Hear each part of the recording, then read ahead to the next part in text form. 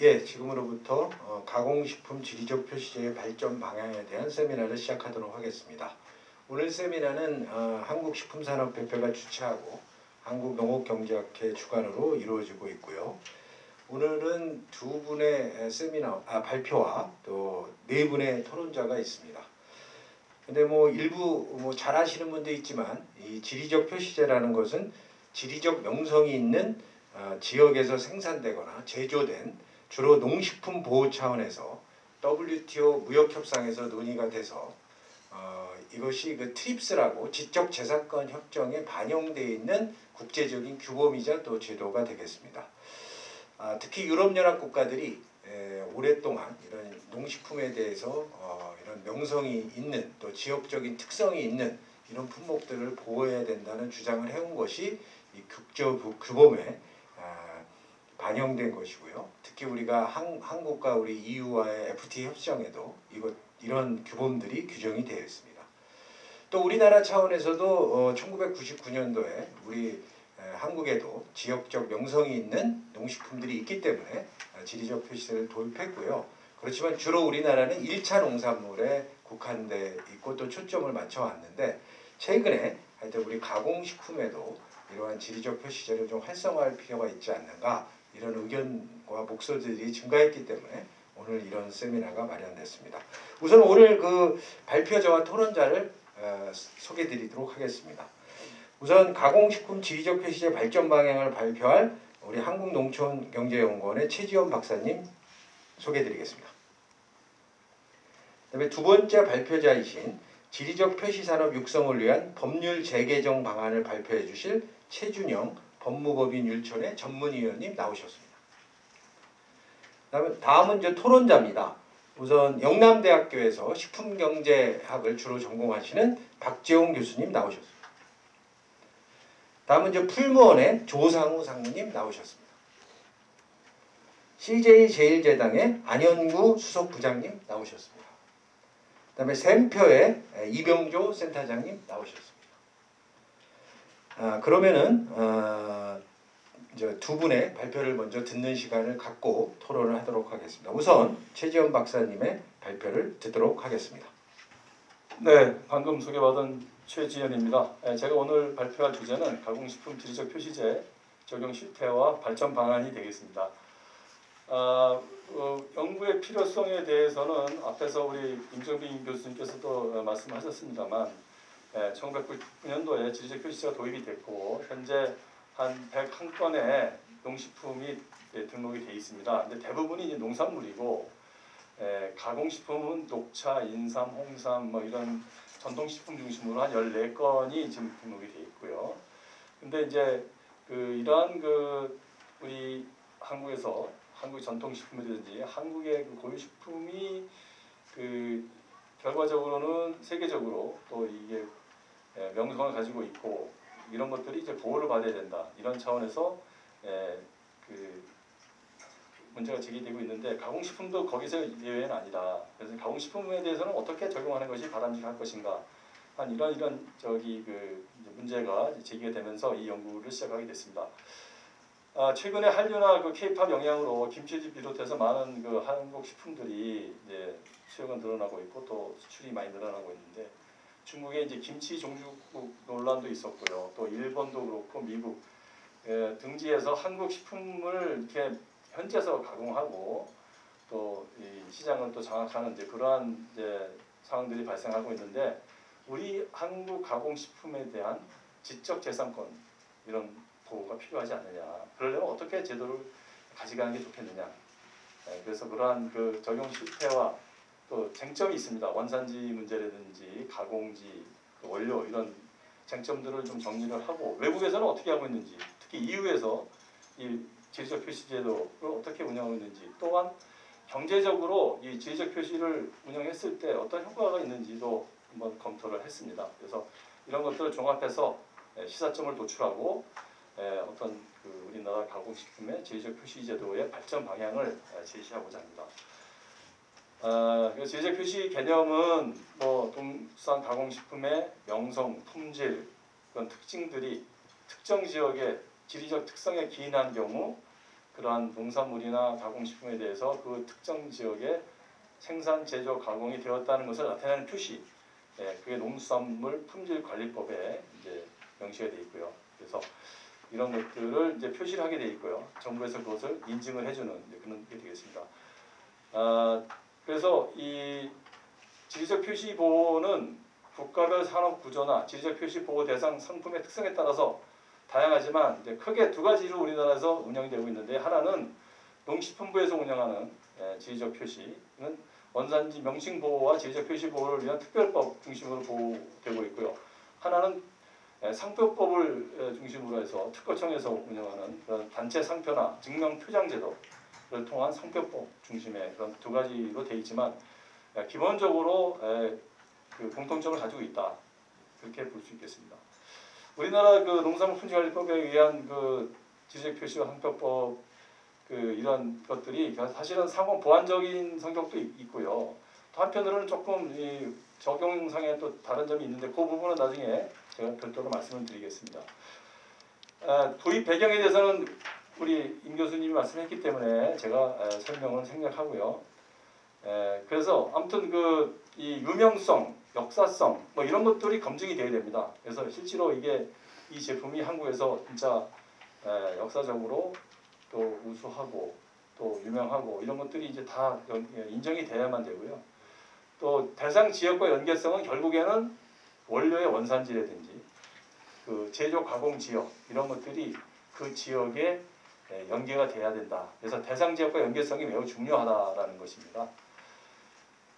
특히 그 가공식품의 경우는 원료가 되게 중요하기 때문에 그 원료에 대한 이 지리적 연관성 이걸 되게 이제 강조하고 있습니다. 현재 등록되어 있는 농산물 100건, 임산물 포함해서 한 180건 되고요.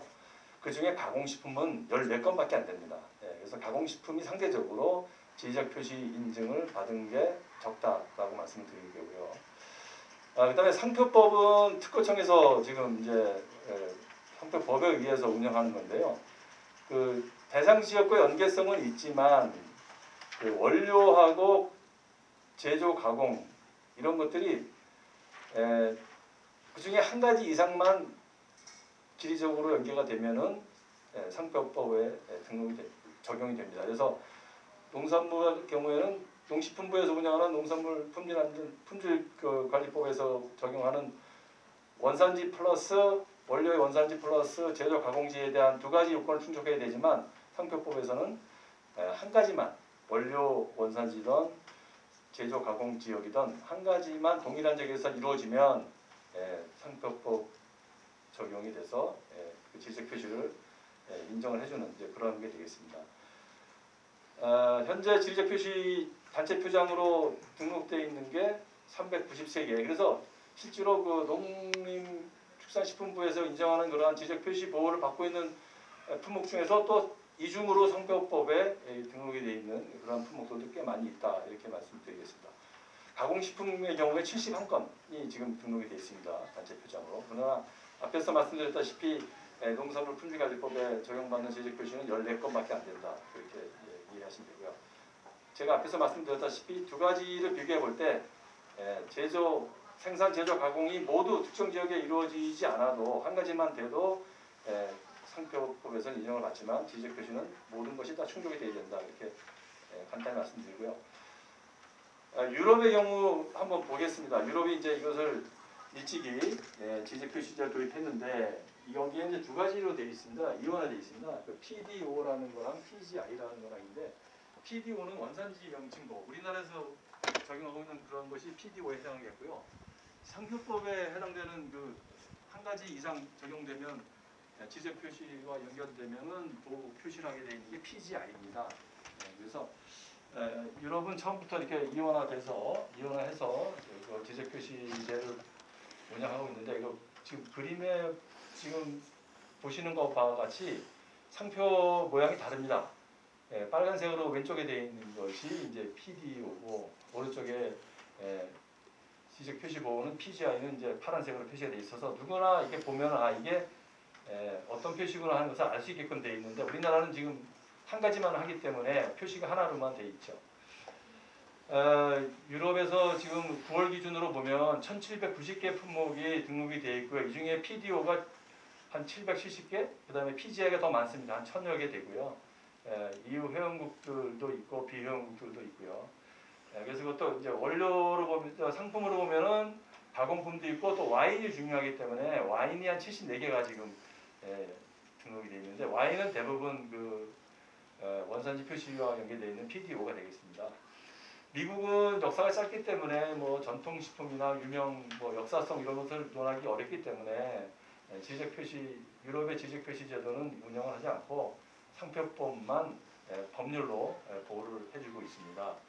중국도 뒤늦게 지금 WTO에 가입하면서 하고 있는데 중국도 역시 상표법에 근거한 그런 상표 등록 지적 표시를 하고 있고 최근에 지금 그 EU에서 하고 있는 그런 지적 표시 제도를 도입하려고 지금 운영 중입니다. 지적 표시가 성공을 했다라고 얘기하는 사례로 저희가 그리스의 페타치즈라는 것을 한번 사례를 발굴했는데요. 이 그리스의 페타치즈, 한국에서는 별로 알려져 있지 않지만 현지에서는 되게 유명한 그런 그 치즈라고 합니다. 그래서 이게 PDO로 등록이 된 상품인데 그 페타치즈 시장이 그리스 식품 수출의 한 10%를 차지할 정도로 큰 그 시장을 차지하고 있고 시장 규모가 2020년에 111억 달러다 이렇게 지금 얘기가 되어 있고요. 2027년까지 전망해 놓은 거 보면은 한 5.7% 정도 매년 성장할 것이다 이렇게 돼 있어서 그리스에서 이 치즈에 대한 PDO 등록을 해가지고 큰 그 시장 효과를 보고 있다 이렇게 말씀드릴 수 있고요. 또 한 가지 그 PGI 성공 사례로는 여러분 잘 아는 이제 미넨 독일의 미넨 맥주가 되겠습니다. 미넨 지역에서 나는 맥주를 이제 미넨 맥주라고 한다면 거기에 들어가는 여러 가지 원료나 이런 것들을 따져볼 때 이것은 또 다른 데서 들어올 수도 있기 때문에 원료가 뭐 맥주의 원료인 뭐 메가라든지 그런 것들은 미넨 지역이 아니래도 가져와서 PGI가 등록이 된 겁니다. 그래서 매년 10월 달에 옥토버 페스트라는 그 맥주 페스티벌을 개최하고 있는데 이 옥토버 페스트를 통해서 경제적 효과가 약 1조 5천억 원에 달하고 있다. 매년 600만 명이 여기 참석을 하고 있고요.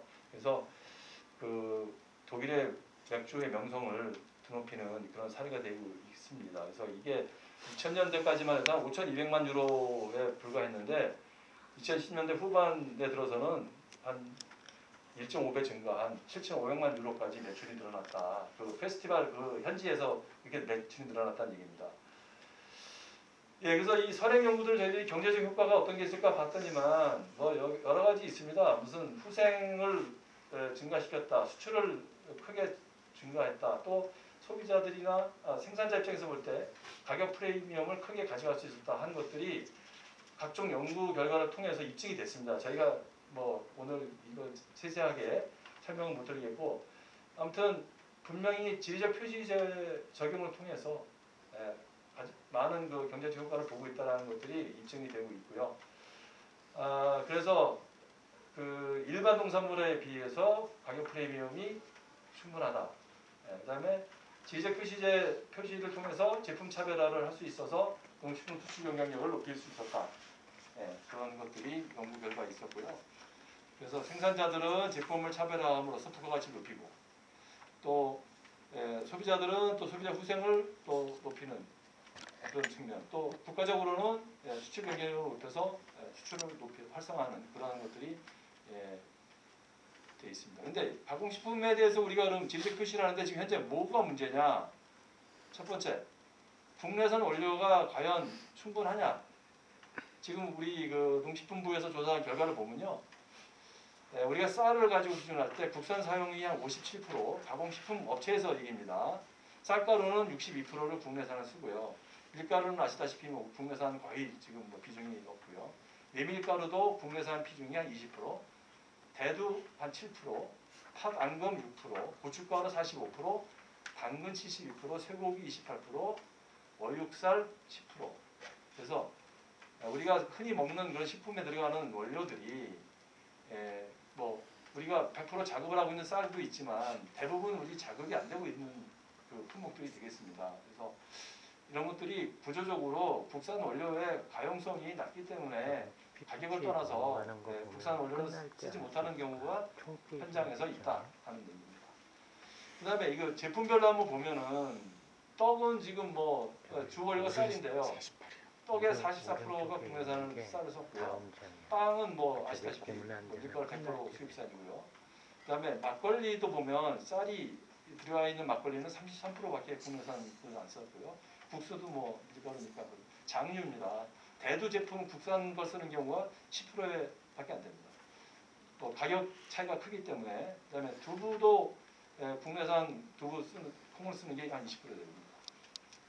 그다음에 이제 이게 보면은 영광굴비 예를 많이 드는데 영광굴비도 이제 가공품입니다. 수산 가공품인데 영광굴비가 전국 굴비 생산량의 80%를 차지하고 있음에도 불구하고 영광군에 400개 이상의 굴비 업체가 있습니다. 그러나 아직도 이 영광굴비가 지적 표시를 못 받았어요. 그 이유는 뭐냐?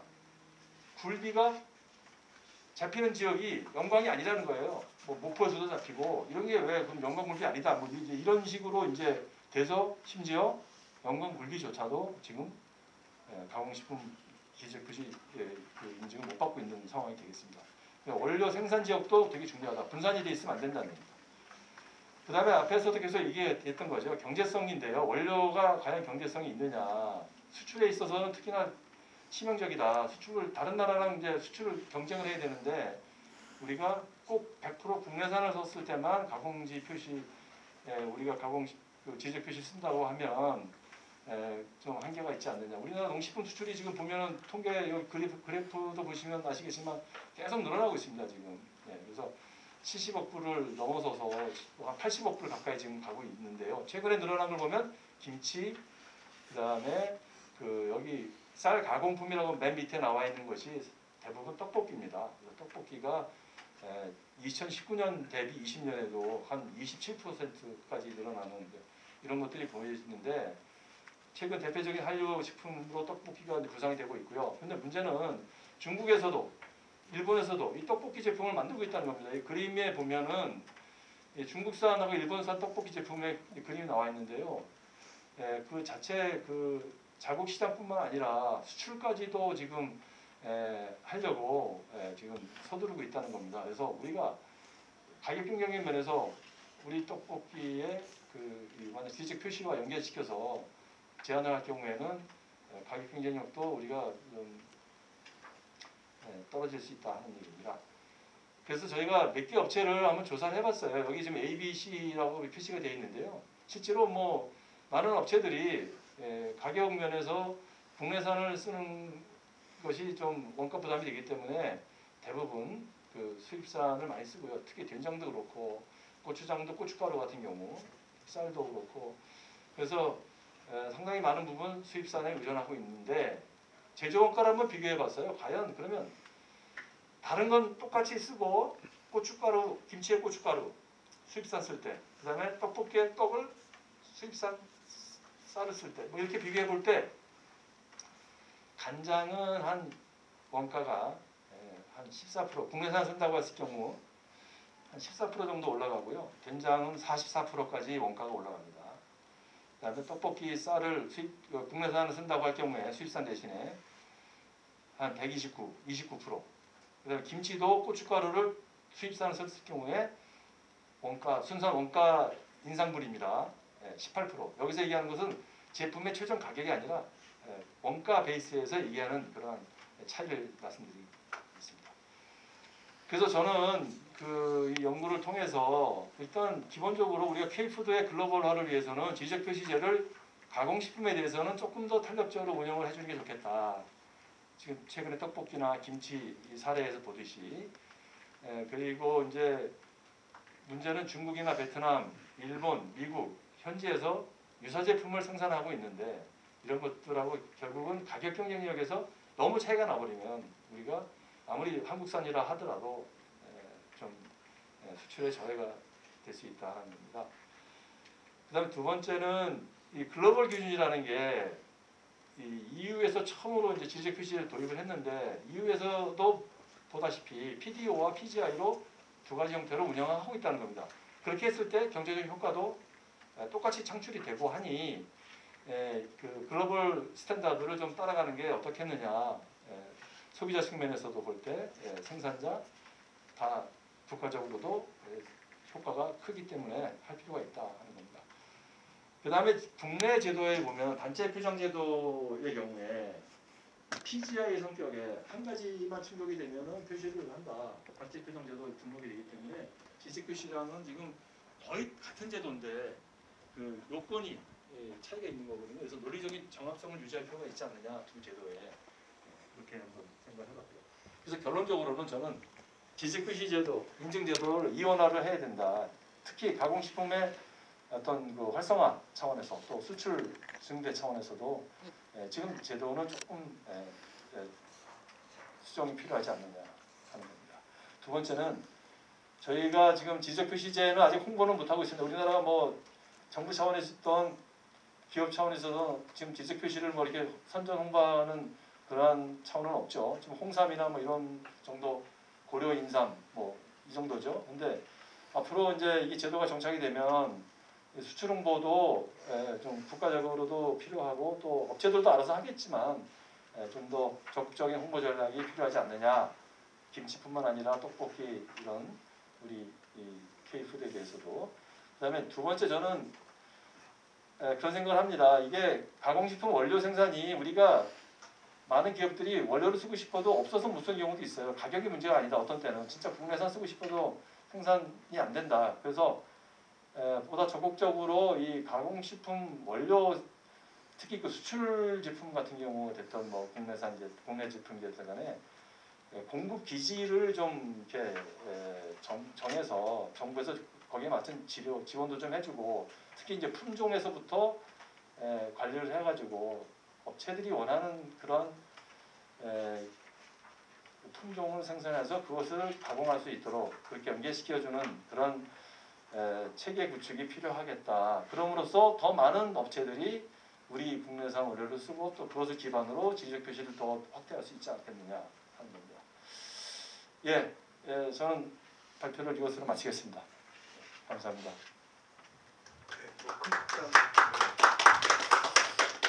그 첫 번째 발표자이신 우리 최지원 박사님께서 하여튼 가공식품 지리적 표시제의 발전 방향에 대해서 최근에 연구하신 내용들을 하여튼 꼭지별로 잘 말씀해 주신 것 같습니다. 들으셔서 알겠지만 하여튼 지리적 표시제 개념부터 우리나라의 지리적 표시제 제도 시행 현황, 또 주요국, 특히 유럽연합이나 미국 등의 사례, 그 다음에 이런 선행 연구를 통한 경제적 효과가 있다, 뭐 이런 내용들까지 또 발전 방향으로는 뭐 여러 가지 아주 좋은 제안들을 해주셨는데 하여튼 이 가공식품과 관련돼서는 유럽연합과 같이 이원화 체제, 그러니까 원료를 그냥 그 제조국에서 다 조달하는 게 아닌 좀 제조 방법이나 이런 특성을 감안한 어떤 여기서는 좀 PGI라는 제도죠.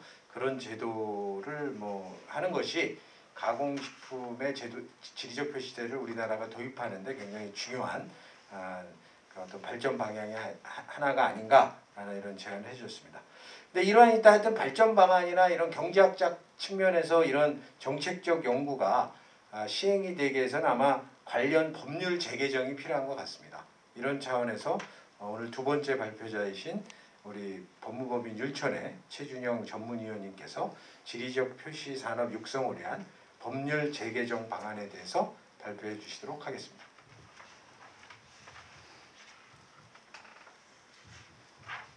네, 안녕하세요. 소개받은 법무법인 율촌의 전문위원 최준영입니다. 저는 이제 앞서 발표에 따라가지고 어떻게 하면 이제 지리적 표시제를 구체적으로 제도화할 수 있을 것인가, 결국 이제 법률의 문제입니다. 실제로 이제 법률을 만든다는 것은 이제 두 가지 의미가 있다라고 저는 생각을 합니다. 첫 번째는 법률 내용 자체가 상당히 이제 좋아야겠죠. 탄탄하고 구조가 좋아야만 이제 실제로 잘 작동을 할 수 있을 것이고요. 두 번째로는 이제 이 법이 어떻게 하면 실제로 만들어질 수 있을 것인가. 어떻게 보면 이거는 이제 학문의 영역이라기보다는 이제 정무의 영역인데 이 두 가지를 동시에 고려하면서 진행해야만 바람직한 법률이 만들어질 수 있다라고 이제 저는 생각을 합니다. 그래서 일단 법률 제정과 개정에 관한 사항들을 먼저 간략하게 말씀을 드리겠습니다. 법률 제정과 개정은 전적으로 이제 헌법에 따라서 국회의 이제 권한으로 되어 있죠. 보통 이제 입법 과정에 대해서는 여러분들이 잘 아신다고 생각하지만 막상 곰곰 생각해 보면 저희들이 잘 모르는 경우가 많아요. 이게 꼭 블랙박스처럼 여겨질 때가 있습니다. 어떤 법은 쉽게 통과가 되고 어떤 법은 쉽게 통과가 되지 않고 결국은 사그러들고 이 이유가 무엇일까라고 생각을 해보면 상당히 이제 복잡한 여러 가지 요인들이 이제 있습니다. 그래서 제가 뭐 그걸 다 설명해드리기에는 지금 시간이 좀 모자라니까 일단 기본적으로 큰 이제 입법 과정 줄기에 대해서 말씀을 드리겠습니다. 법률안을 이제 처음에 만들겠다, 이러한 어떠한 법률안을 만들겠다라고 해서 그것들을 국회 논의 테이블에 올리는 것을 이제 발의라고 합니다. 발의의 방식은 국회의원 10명이 이제 어떠한 특정한 법률에 대해서 서명을 해서 이 법에 대해서 논의를 해보자라고 하는 의원 발의가 있고요. 그 다음에 정부에서 국무회의를 거쳐가지고 이러이러한 법들이 개정 또는 제정이 필요하다라고 해서 국회에다가 제출하는 정부 발의법 두 가지 방안이 있습니다. 둘 다 똑같은 이제 효력을 발휘를 하고 있는 거죠. 그래서 과거에는 정부 발의가 대부분이었습니다만 최근에는 이제 의원 발의가 대부분을 이제 차지를 하고 있죠. 그러면 이제 의원님들이 이제 발의한 법률안은 이제 각 해당 상임위원회에 이제 넘어가게 됩니다. 그러면 해당 상임위원회는 수많은 법률들이 계류가 되어 있습니다. 그러다 보니까 이 법률들을 의원들이 일일이 하나씩 다 검토할 수가 없어요. 그래서 각 상임위원회에 있는 입법부 소속, 그러니까 즉 국회 소속 공무원들이 이 발의된 법률안의 주요 내용, 그 다음에 이 법률안이 왜 필요한지, 그 다음에 이것이 개정 또는 제정이 됐을 때 다른 법률과의 관계는 문제는 없는지 등등에 대한 보고서를 작성을 합니다. 이것들을 흔히 이제 검토 보고서라고 이야기를 하죠. 그러면 이제 해당 상임위원회에는 이 법률과 관련되는 일만 하는 이제 그 소위가 따로 있습니다. 그래서 이 소위원회에서 이 전체적인 개정안에 대한 제정안에 대한 방안들을 이제 논의를 하죠. 이때 이제 행정부가 같이 참여를 하게 됩니다. 그래서 행정부에서 보통 차관 또는 실장급이 이제 참여를 해서 구체적인 방안을 논의를 해서 이제 거기서 통과가 되면 상임위원회 전체위원회 그 다음에 본회의를 통해서 이제 입법이 되는 이러한 과정이죠. 어떻게 보면 상당히 길고 복잡한 그러한 과정일 수도 있고요. 좋게 말하면 여러 가지 원하는 것들을 쉽게 달성할 수 있는 그러한 과정이기도 합니다. 그래서 보통은 이제 제정안, 개정인데 개정이 훨씬 많습니다. 개정 같은 경우는 이제 필요한 사항만 추가를 하면 되기 때문에 비교적 용이하게 되고요. 그 다음에 이제 다수의 개정안이 동시에 제정되는 경우가 많습니다. 그렇기 때문에 이제 이럴 때 필요한 사항들을 하나 추가로 집어넣어서 저희들이 원하는 것들을 달성하는 방안이 좋습니다. 비교적 쉬운 방안이라고 볼 수 있고요. 제정안 같은 경우는 이제 새로운 체계를 만들어야겠다. 기존 법률로서는 이거를 감당하기 어렵다라고 생각했을 때 제정이 됩니다. 그래서 일단은 그 제정안을 만들기 전에 그럼 기존 법률안을 완전히 다 바꾸는 전부 개정안으로는 안 되겠느냐라는 의견이 항상 제시가 됩니다. 그래서 그래도 곤란하다라고 할 때 이제 제정안이 만들어지는 것이고요. 제정안 같은 경우는 이제 공청회 등의 이제 일부 절차가 좀 더 복잡한 방법이 있습니다. 그래서 이 제정법을 만들 경우에는 상당히 좀 보수적으로 의원님들이나 행정부처에서 접근하는 경우들이 많기 때문에 실제로 난이도는 좀 높지만 한편으로 만들어지고만 있으면 새로운 의도를 관철하는 데 매우 좋다라고 이제 말씀드릴 수 있을 것 같습니다. 그래서 이 지리적 표시제와 관련해서는 두 가지 방안이 모두 가능합니다. 실제로 현재 농산물 품질관리법을 개정을 하거나 아니면 지리적 표시제와 관련되는 별도의 법률을 제정하거나 두 가지 방안 어떤 것이라도 저희의 목표를 달성할 수만 있으면 방법 자체는 무방하다고 생각이 되어집니다. 하지만 전체적으로 새로운 제도를 만드는 데 있어서는 신규 법률을 즉 제정법을 만드는 것이 훨씬 유리한 경우들이 많습니다. 그래서 이제 지리적 표시제와 관련된 그래서 지리적 표시제 및 지리적 표시 산업 육성을 위한 법률이라는 새로운 제정법을 하나 만들면 어떻겠는가라는 생각을 먼저 해보게 됐습니다. 그래서 제정안을 새로 만들 경우에는 현재 농산물 품질관리법에서 있는 제도 중에서 필요한 사항들을 일부 가지고 오고요. 그 다음에 그 과정에서 이제 지나치게 어떻게 보면 분쟁 해결이라든지 각종 이의 절차와 관련된 절차법적인 사항들은 일단은 배제를 해놓고 말 그대로 이제 지리적 표시제와 관련된 사항들 위주로 하는 구성안을 한번 만들어 봤습니다. 그래서 총 55장 29조로 일단 구성이 되는 방안인데요. 대표적인 사항은 이제 두 가지입니다. 지리적 표시제 등록 및 관리에 관한 사항들이 있고요. 그 다음에 그러면 지리적 표시제를 왜 하느냐? 그러면 결국은 관련된 산업을 육성한다라는 것이죠. 그래서 지리적 표시 산업 육성 및 지원에 관한 사항들로 이제 구성을 하는 방안입니다. 그래서 이제 PDO 이외에 이제 PGI 개념도 같이 도입하는 근거를 마련하기 위한 것이고요. 그 다음에 수출을 지원하기 위한 목적이라고 생각하시면 되겠습니다. 그래서 구체적인 사항들을 보면 이제 총 5장으로 이제 구성이 되고요. 앞쪽에서는 목적과 정의, 그 다음에 이제 다른 법률과의 관계 등이 이제 언급이 되어 있고요. 그 다음에 제2장이 이제 지리적 표시제와 관련되는 주된 이제 핵심적인 내용들이라고 보시면 되겠습니다. 그리고 제3장에서는 이제 지리적 표시권과 관련된 사항들. 그 다음에 제4장에서는 그러면 이제 실제로 이것들을 어떻게 산업으로 잘 육성할 수 있을지, 정부는 무엇을 해야 되는지, 어떻게 하면 지원할 수 있는지에 관한 사항들을 담고요. 맨 마지막에는 이것과 관련된 분쟁이나 법규 위반에 대한 벌칙 사항을 담는 이러한 패턴으로 이제 구성을 해보았습니다. 그래서 자세히 살펴보면 일단은 지리적 표시라는 것들이 현재 이제 PDO, PGI로 이제 구분해서 이것들을 두 가지로 이원화된 체제로 가자라는 것이 이제 핵심인 만큼 이것들을 이제 정의에 이제 표시를 해야 됩니다. 그래서 이제 원산지 보호 표시라는 이제 명칭을 사용하고요. 그 다음에 지리적 보호 표시라는 이 두 가지로 이제 정의를 했습니다. 그래서 원산지 보호 표시 같은 경우는 기존의 이제 PDO 방식이고요. 그 다음에 지리적 보호 표시는 이제 PGI로 이제 구분을 하는 이런 사항들을 이제 정의에 이제 집어넣는 이런 구조입니다. 그래서 이 원산지 보호 표시라는 요 명칭에 따라서는 이제 현행의 지리적 표시제 정의를 그대로 이제 수용을 한다라고 보시면 되겠고요. 지리적 보호 표시라는 PGI와 관련돼서는 이제 별도로 신설을 하는 것이죠. 그래서 이제 생산, 가공, 제조 등에 있어서 일부만 특정 지역에서 실행이 되더라도 이제 인정이 가능한 범위고요. 그 다음에 그렇기 때문에 현재 지리적 표시 대상에서 제외되고 있는 어떠한 제품이나 상품들도 지리적 표시 대상이 될 수 있도록 하는 그런 구조라고 이해를 하시면 되겠습니다. 그래서 실제로 보면 그럼 어떻게 구별을 하느냐에 따라서 이제 제5조에서 구체적인 세부 사항을 정하도록 하였습니다. 그래서 원산지 보호 표시, 지리적 보호 표시가 이제 되어 있는데요. 지리적 보호 표시 같은 경우는 가장 대표적인 것으로 이제 원료 생산 지역과는 이제 관계없다, 무관하다라는 점을 분명히 법률에 담아놓고 있습니다. 그래서 제조, 가공 시설이 소재한 지역의 특성에서 기인한 제조, 가공 기술을 활용한다라는 점을 강조한 것이죠. 즉 현재 어떻게 보면 이제 원산지 그 지역에서 나야 되는 모든 것이 발생해야 된다는 그러한 좀 족쇄를 좀 풀어서 다양한 원료를 활용하되 실제로 그 지역의 어떤 특성들은 제조와 가공에 초점을 맞출 수 있는 그러한 여력을 이제 지리적 표시에 집어넣는 방안이라고 보시면 되겠습니다. 그러면 특정 지역을 어떻게 구분하느냐라는 문제가 이제 대두가 되는데요. 실제로 이제 현재 김치산업진흥법 개정에 따라서 이제 입법 예고된 이제 그 시행령을 보면 크게 네 가지로 이제 나눠놓고 있는데 이 사항을 그대로 준용하는 것이 전체 관련 법률 체계의 일관성에서 유리한 면이 있을 것 같습니다. 그래서 이 시행령 일부 개정령안을 보면 이제 현재 및 역사적 행정구역, 그 다음에 산, 강 등 특정한 지역, 행정구역을 넘어서는 어떤 자연범위지만 우리가 일상적으로 잘 알 수 있는 그러한 지역을 말하는 거고요. 그 다음에 세 번째가 이제 국가 영역, 그 다음에 네 번째가 기타, 통영령으로 별도로 정하는 영역인데요. 이 국가 영역 같은 경우가 이제 수출에 가장 유리한 이제 대상이 될 수 있기 때문에 많은 분들이 이제 관심을 가지고 있죠. 그래서 이제 국가 전체를 영역으로 한다라는 게 과연 타당한 것이냐라는 이제 의문이 사실 제기될 수도 있습니다. 뭐 너무 넓게 잡은 거 아니냐. 그래서 이제 본 재정법안에서는 이제 수출을 목적으로 하는 경우에만 이제 국가 전체 영역에서 나오는 그래서 뭐 K라든지 한국이라든지 이런 표현을 사용할 수 있도록 이제 고려를 하였습니다. 그래서 여기까지는 이제 주로 지리적 표시제의 범위를 이렇게 확대하는 이제 그러한 관련 사항들을 말씀을 드렸고요. 그러면 실제로 이것들을 이제 육성하고 어떻게 하면은 더 산업으로 키울 것인가에 관한 정부의 구체적인 역할, 지원에 관한 사항들도 담아보았습니다.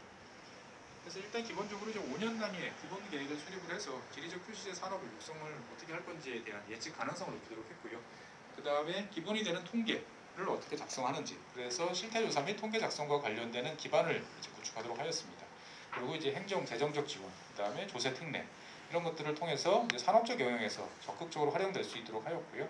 그 다음에 무엇보다도 이게 산업이 본격적으로 육성이 되려면 인력 양성, 그리고 실제로 이것들이 일단 한번 해봐야 어떤 문제가 있는지를 알아서 고칠 수 있습니다. 그래서 시범 사업 등을 위한 이제 구체적인 근거를 설정하는 방식으로 이제 산업화를 위한 기반을 이제 재정법에 포함을 시켰습니다. 그래서 이러한 재정법 같은 경우는 이제 저희가 원하는 지리적 표시제 확대를 위한 여러 가지 방안들을 담는다는 측면에서는 장점이 있습니다만 이제 아무래도 재정에 따르는 시간이 많이 소요될 수 있다는 문제점이 있습니다. 그래서 그러면 가장 간단한 방식으로는 어떤 것이 있느냐? 대안으로는 현행 농산물품질관리법을 이제 개정을 해서 지리적 표시제의 범위만 확대하는 이제 그런 방안들도 있을 수 있습니다. 현행 농산물품질관리법 제2조에 보면 지리적 표시란 해가지고 이제 정의가 나오죠. 그래서 이 정의가 이제 PDO 너무 좁게 이제 설정이 돼 있다라는 것들이 이제 가공식품 측면에서의 그동안의 문제점으로 지적이 돼 있으니까 이것들을 그냥 원산지 보호 표시와 지리적 보호 표시 두 가지로 이제 확대를 하는 이제 그러한 개념입니다. 재정법상에서 제시되었던 정의를 그대로 두 가지로 이제 확대를 하는 이제 그러한 개념이라고 보시면 되겠습니다. 그러면 지리적 표시라는 어떤 근본적인 정의 하에서 원산지 보호 표시와 지리적 보호 표시라는 세분화된 정의가 이제 법률에 포함이 될 수 있도록 하는 것이죠. 그러면 이제 여기에 따라서 이제 지리적 표시제를 어떻게 등록을 이제 할 것이냐에 관한 사항들인데, 이것도 마찬가지로 재정법에서 말씀드렸던 이제 그 행정구역, 그 다음에 특정지역, 그리고 국가 단위, 그다음에 별도의 통영령으로 구분하는 지역, 이렇게 이제 네 가지 사항들을 포함시키는 것으로 이제 집어넣게 되면 기본적으로 PGI를 포함하는 방식으로 지리적 표시가 이제 확산이 될 수가 있습니다. 보면. 그래서 실제로 이렇게 되면 이제 단순한 정의 규정, 그 다음에 그 지역 구분의 범주를 이제 넓힐 경우에는 기존에 익숙했던 그 제도를 그대로 활용할 수 있는 장점이 있습니다. 하지만 이제 이렇게 될 경우에는 이제 문제점이 하나 있죠. 기존에 이제 상표법상에서 관련돼 있던 단체 표장하고의 어떤 관련성, 상충성이 있기 때문에 이거를 둘러싼 이제 갈등들이 이제 계속 불거질 수가 있습니다. 그렇기 때문에 사실 깨끗하게 처리하기 위해서는 재정법이 아무래도 유리한 면이 있다라고 이제 말씀을 드리고 싶습니다. 그래서 이러한 법률들을 이제 실제로 만들어서 국회에 제출했을 때 잘 처리가 될 것이냐라는 점에 대해서 한번 이야기를 해보도록 하겠습니다. 실제로 이제 법률을 제정하거나 개정한다는 것들은 많은 이해 당사자들이 걸려 있습니다. 법률 재개정을 통해서 뭔가 이득이 있는 쪽은 당연히 법률 재개정을 요구를 하고 적극적인 찬성의 입장을 표명하겠지만, 의외로 많은 생각지 못했던 다양한 또 반대의 입장들이 있는 경우가 있습니다. 그래서 이러한 이해 당사자가 통일된 입장이냐, 아니면 서로 상반된 반대하는 입장이냐가 이제 법률의 처리를 둘러싼 이제 운명을 결정하는 핵심적인 요인이고요. 무엇보다도 이제 적극적 반대가 있으면 상당히 이제 진행이 늦어지는 경우가 많습니다. 그렇기 때문에 지리적 표시제 범위를 확대한다라고 했을 경우에 보면 적극적 반대가 있는 이해 당사자가 누군지를 파악을 해서 사전에 설득하거나 설명을 충실히 하는 이런 작업들이 필요합니다. 그리고 두 번째로는 이것들을 이제 적극적으로 추진해 줄 수 있는 저희를 대변해서 이야기를 해주실 수 있는 의원을 이제 확보를 하는 것도 중요합니다. 사실 이제 농업 지역, 그 다음에 어촌 관련되는 지역들에서는 이러한 이제 제도 변화에 대해서 상당히 민감하고 적극적으로 원하는, 특히 이제 그 수산 가공품에 대해서는 여기와 관련된 요구들이 많았던 것으로 알고 있습니다. 그렇기 때문에 지역구 현황과 관련되는 의원실을 잘 찾아보고 여기를 발굴해서 설득하는 작업들이 이제 필요하고요. 그 다음에 이제 의원님들이 이제 여러 가지로 말씀을 해준다 하더라도 관련 관계 부처가 이제 어떤 입장을 보이느냐 역시도 매우 중요합니다. 실제로 아주 정치적인 법률의 경우에서는 이제 의원님들의 이제 입장에 따라서 그냥 결정이 되는 경우가 많지만, 이러한 지금 저희가 말씀드리고 있는 이러한 법률 같은 경우는 지극히 이제 비정치적인 이제 법률이죠. 그러다 보니까 부처가 이러한 법률이 제정이 됐을 때 나타나는 문제점을 강조한다든지, 아니면 저희가 준비가 되어 있지 않다든지, 아니면 시행 과정에서 많은 부작용이 예상된다든지, 이런 식의 이제 부정적인 평가와 이제 의견 제시를 할 경우에는 이제 법률안 통과가 매우 어려워지는 경향들이 많습니다. 그렇기 때문에 실제로 관련 부처의 이러한 입장들, 이게 왜 필요한지, 했을 때 얻어지는 이득이 무엇인지를 잘 설명하고 부처의 협조를 사전에 구하는 것 역시도 중요하다고 볼 수 있습니다. 사실 지리적 표시제와 관련된 입법은 어떻게 보면 되게 간단해 보이지만 의외로 복잡합니다. 정부 부처만 해도 농림수산식품부를 비롯해가지고 특허청, 그 다음에 그 통상교섭과 관련되는 여러 가지 부처들, 외교까지 관련이 되어 있습니다. 그렇기 때문에 이러한 이해관계들이 상충되어 있는, 그러니까 우리가 이것을 중후 관청이 어디냐를 따져서 거기에 대해서 설명하는 것도 중요하지만, 이러한 복잡성을 감안해서 다양한 부처에 대해서도 충분한 사전 설명이나 설득 작업을 해야 된다는 점들을 말씀드리고 싶습니다. 그리고 무엇보다도 이 제도를 이런 식으로 재정법을 만들 때 이게 왜 재정법까지 필요하느냐라는 이야기가 나왔을 때 기존의 제도로 인해서는 보호받지 못하는, 기존의 제도로 인해 한계로 인해서 더 잘할 수 있는데 잘하지 못하는 어떠한 그러한 한계점이 있는 사례나 상품들을 발굴을 해서 제시하는 그런 것들도 필요하다라고 보여집니다. 그래서 이러한 법률 제정 같은 경우는 사실 많은 경우에 발의는 용이합니다. 의원실을 찾아서 설득해서 이런 법들이 필요한 것 같습니다. 추진해 주십시오라고 설명을 하면 흔쾌히 도와주시는 분들이 많습니다. 하지만 발의는 전체 이제 문턱을 넘어가는 것뿐이고요. 실제로 그 방 안에서 이루어지는 과정을 통해서 반대쪽 방문으로 나오는 데까지는 많은 시간이 걸린다는 것을 잊어버리셔서는 안 된다는 거죠. 그렇기 때문에 좋은 의도로만 가지고 법률이 만들어질 수는 없습니다. 그래서 아까 앞서서 말씀드렸던 여러 가지 사항들에 대한 충분한 조사와 설득, 설명, 이러한 작업들이 이 식품 관련 업계의 어떤 총체적인 노력을 통해서 이루어질 때만 이러한 법률이 구체화될 수 있다라는 말씀을 드리면서 현재 발표를 마치겠습니다. 네, 감사합니다. 예, 우리 최준영 전문위원님 수고 많으셨습니다.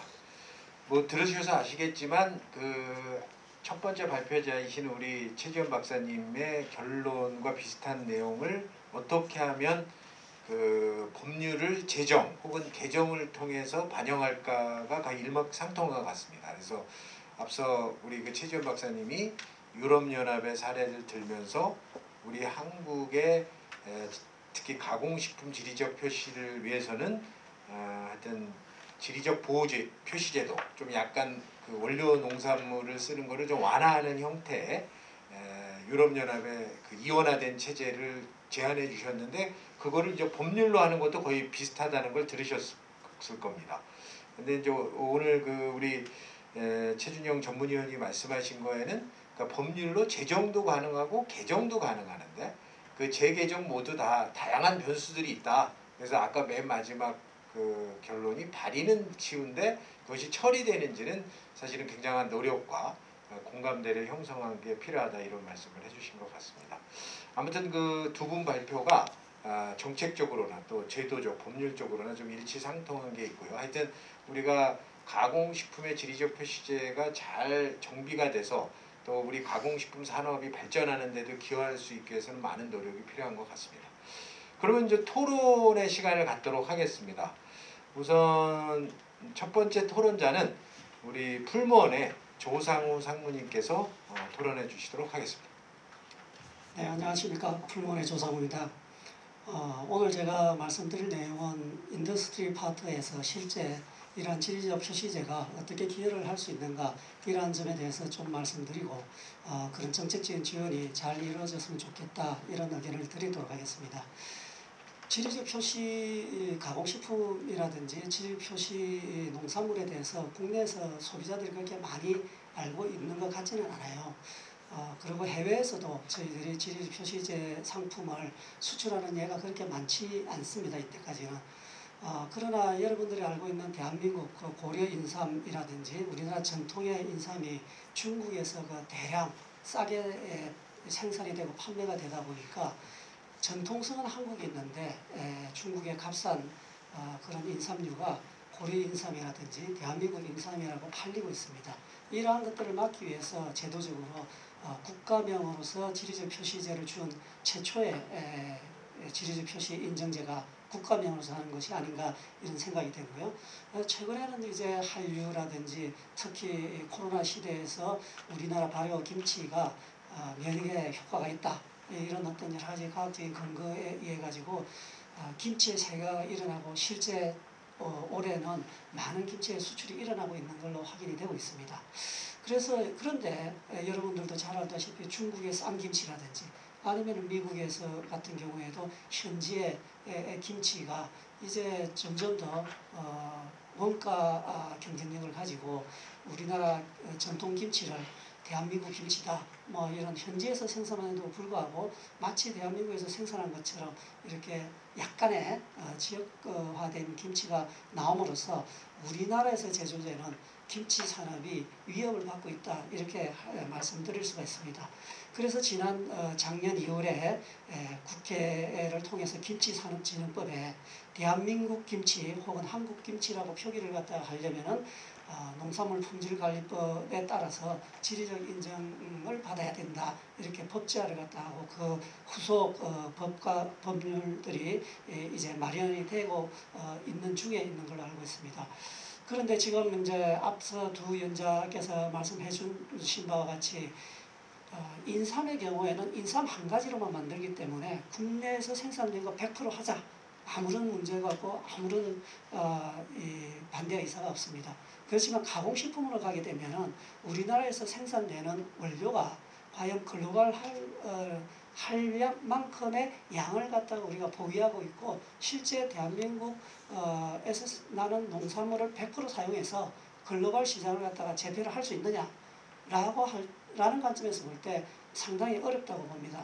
마치 일본 서시는 일본 제품인 걸 알고는 있지만 사실은 일본에서 나는 서시가 팔리는 게 아니라 그 일본 서시가 현지에서 만들어져서 팔리고 있는 거죠. 그러면은 과연 일본 서시 산업에 일본 선지가 어떤 기여를 했는가 뭐 이런 걸 갖다 우리가 한번 생각해 볼 필요가 있지 않느냐. 이런 점에서 현재 지리적 인정 표시 제도는 앞으로 미래지향적으로 발전될 필요가 있다라고 생각을 하고 있고요. 뭐 많은 예들이 있습니다. 유럽이 이제 PDO, PGI로 이제 이원화해서 정말 순수 혈통 뭐 이런 원산지 100%뭐 이런 걸 갖다 강조할 때는 PDO라고 해서 어떤 좀 더 프리미엄의 제품으로 나아가고 있고, 그렇지만 그 지역에서 나는 원료가 조금 부족하지만은 충분한 시장성이 있다고 그러면은 인근 지역에서 유사한 품질의 그런 어떤 원재료를 갖다 가지고 와서 동일한 전통적인 방법으로 만들어서 시장을 갖다 세계화하고 확대해 나가고 있습니다. 제가 뭐 그런 대표적인 예로서 말씀드릴 수 있는 게 여러분도 잘 알고 있는 스코틀랜드산 스카치 위스키입니다. 스코틀랜드 그 작고 뭐죠 굉장히 열악한 지역에서 밀 재배가 전 세계 위스키 시장을 커버할 밀이 나지가 않습니다.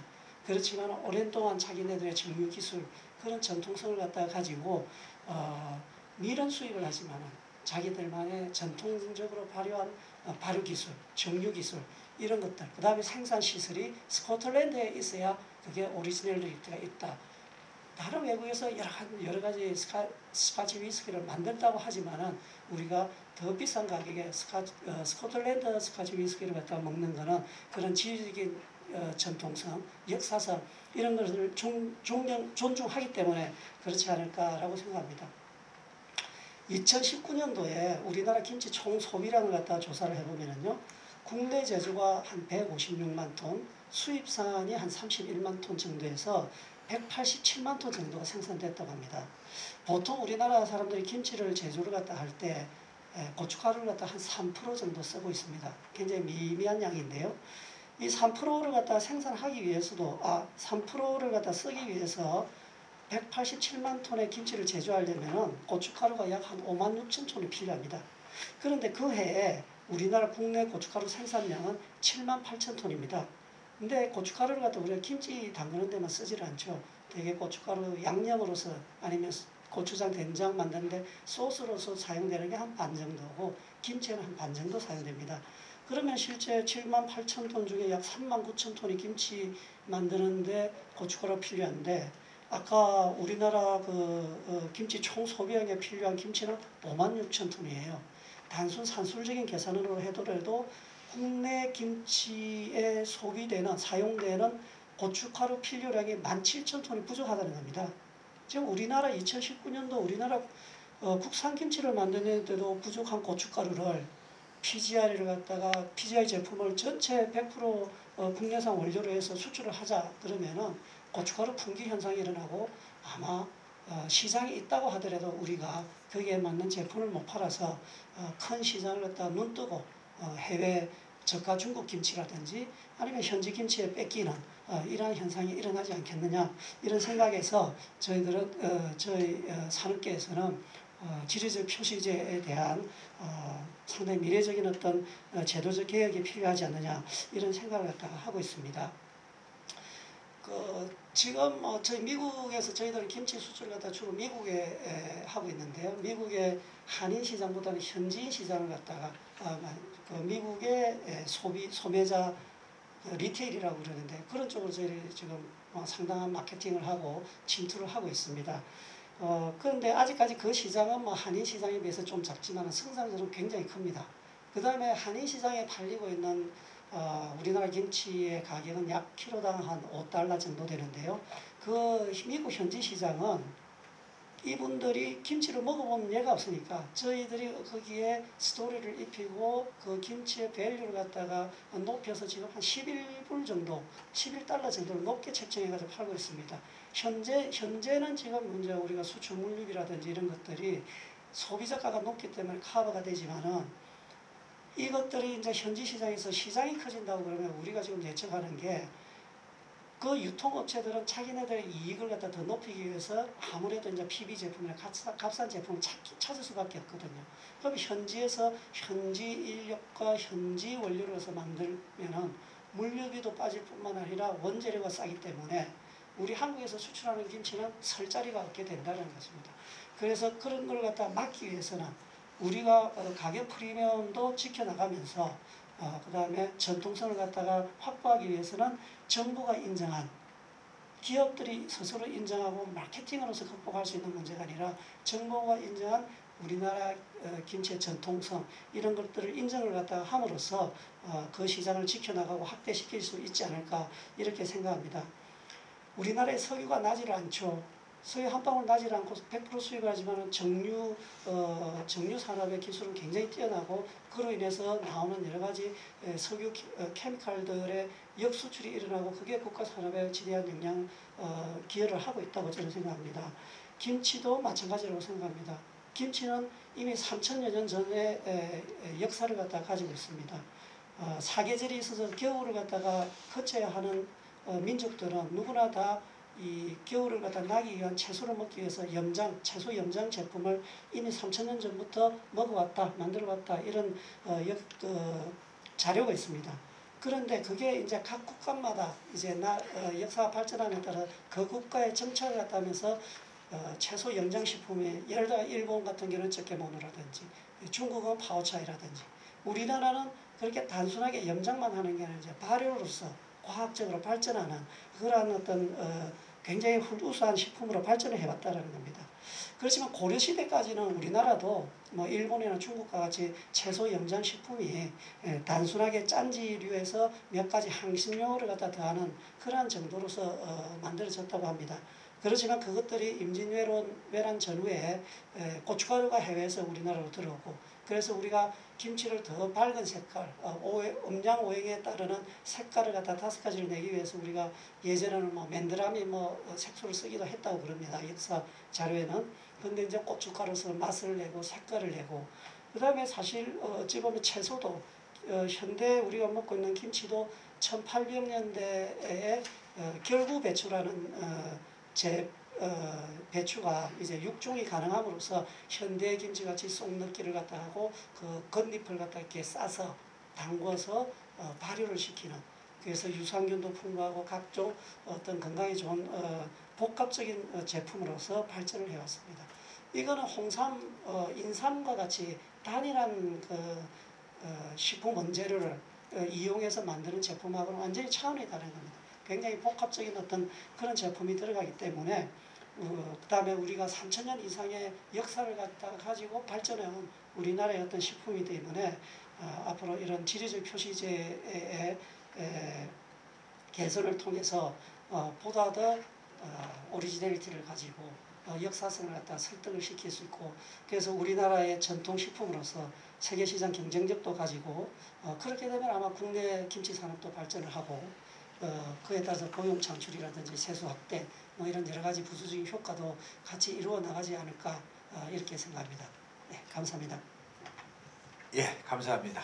우리 조상우 상무님께서 아주 좋은 코멘트를 해주셨고 특히 김치에 대해서 많은 얘기를 해주셨는데 하여튼 앞에 발표자 두 분과 일맥상통하는 내용 같습니다. 그러니까 이 가공식품의 경우에는 너무 원산지에 초점을 두거나 중시하는 지리적 표시에서 벗어나서 이 지리적인 전통성, 3,000년 넘는 김치 뭐 이런 얘기 많죠. 또 역사성, 또 이런 제조적 특성을 반영해서 정부가 인정하는 좀 탄력적인 어떤 지리적 보호 표시제도가 도입이 되어야만 가격 프리미엄도 유지하면서 해당 가공식품 산업도 발전하고 또 소비자에게도 그런 어떤 알 권리 차원 또 보호 차원에서도 이런 것이 필요하지 않은가 이런 말씀을 해주신 것 같습니다. 다음은 두 번째 토론자는 CJ제일제당의 우리 안영구 부장님 해주시겠습니다. 예, CJ제일제당 안영구입니다. 우선 그 앞서 두 분 발표 잘 들었고요. 저는 기업의 입장에서 한 3가지 측면을 좀 말씀을 드리고 싶습니다.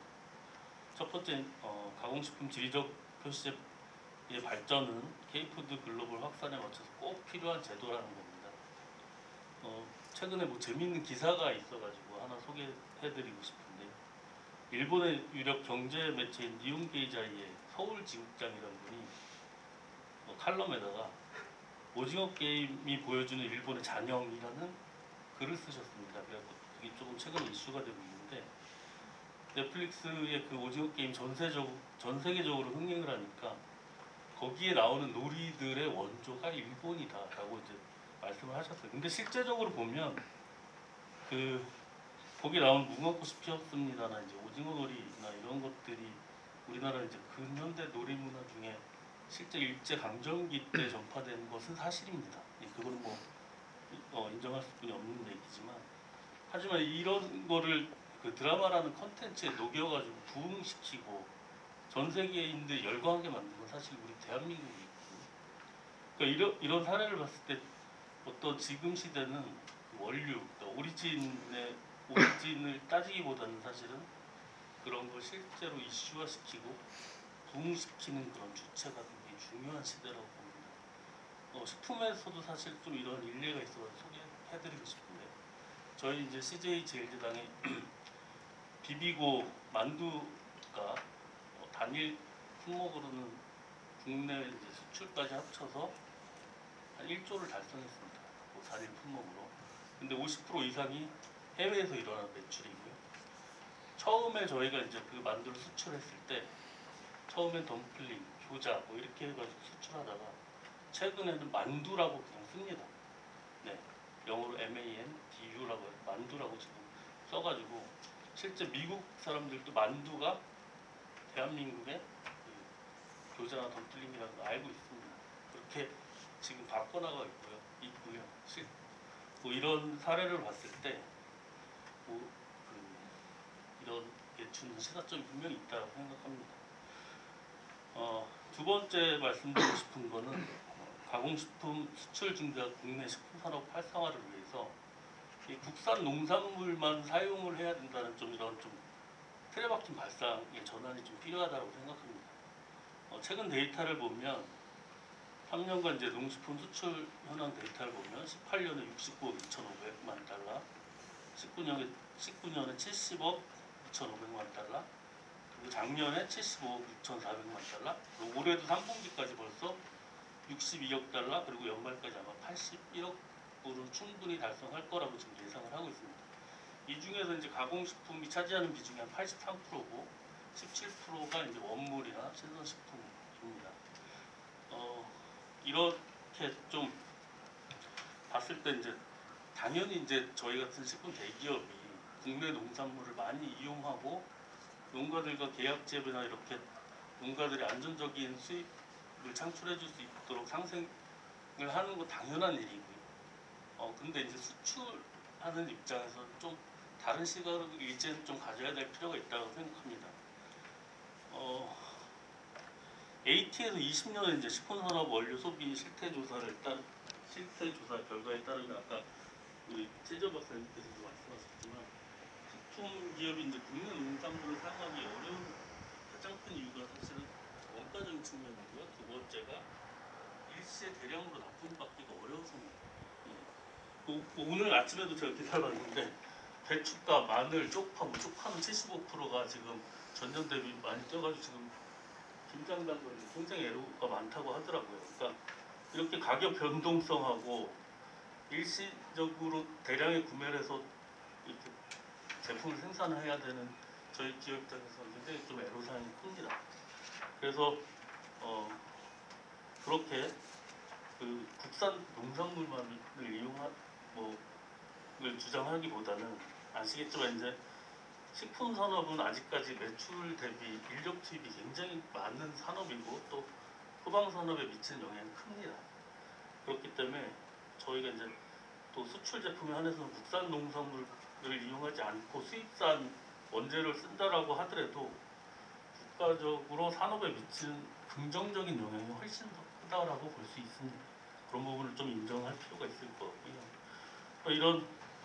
지금 이런 환경 속에서 가공식품 지리적 표시제 해당 지역에서 생산되는 주원료로 좀 한정하고 있는 지금 현행 제도가 유럽의 PGI처럼 생산 가공 어느 한 가지만 해당 지역에서 이루어진 경우에도 인정하는 제도로 확대가 돼야 된다라는 그런 부분 하나 하고 마지막으로 정부가 이제 앞으로 전략적으로 FTA 같은 그 무역 협정을 맺을 때 지리적 표시제 확대 좀 중점을 둬야 할 것 같고요.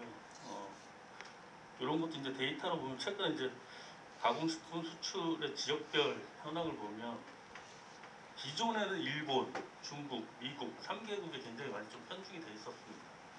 근데 최근에 보면 수출 시장이 신남방하고 유럽이 굉장히 컸고요. 오히려 신남방 지역이 일본을 제치고 최대 수출 지역으로 지금 바뀌었습니다. 동남아 시장. 올해도 베트남, 태국, 인도네시아 이런 쪽에 수출 호조세가 한 21% 이상 지금 나타나고 성장세가 기록되고 있고, 특히 유럽 지역에 이제 한식에 대한 호감도가 크게 증가하면서 라면, 음료, 김치 의 수출이 한 11.8% 정도 늘었습니다.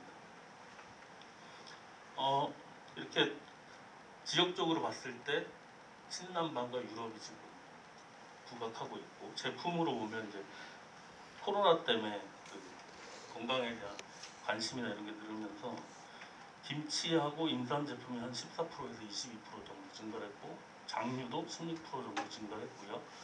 이런 것을 특히 이제 저희 전통식품에 대한 수출 증가세가 두드러지고 있고, 또한 가공식품 주력 품목인 한국산 라면이 이제 한류 확산하고 코로나 영향으로 가정 간편식 수요가 좀 늘면서 8.6% 정도 증가한 상황입니다.